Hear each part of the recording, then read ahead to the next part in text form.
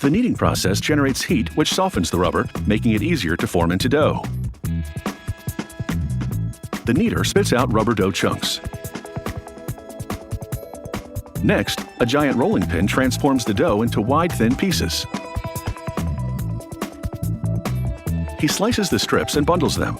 In this form, it will be easier to control the weight of the rubber in relation to chemicals that are added next. They roll the rubber with a precise amount of sulfur and other chemicals that strengthen the rubber and make it more elastic.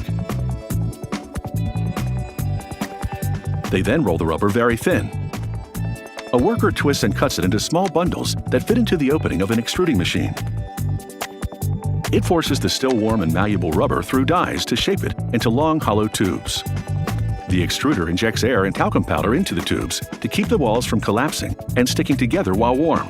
The tubes cool down in a trough of water, and they deflate as the injected air dissipates. Next, these aluminum poles will serve as molds for the tubes during curing, giving them the correct shape and diameter. The worker slides the tubes onto the molds. The talcum powder injected into the tubes during their extrusion will also act as a release agent, keeping them from sticking to the molds during curing.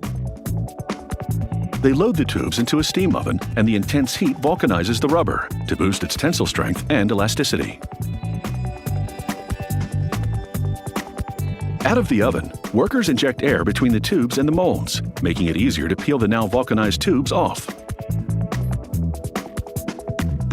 They rinse the rubber tubes to remove talcum powder residue. There's so much that the water turns milky white.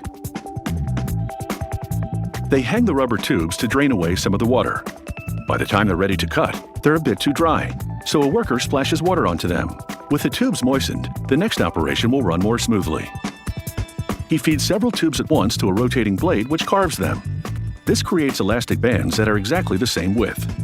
In this case, that's 1.5 millimeters, an average thickness for a rubber band. With this system, they can cut 500,000 rubber bands in an hour. It doesn't take long for the inventory to pile up.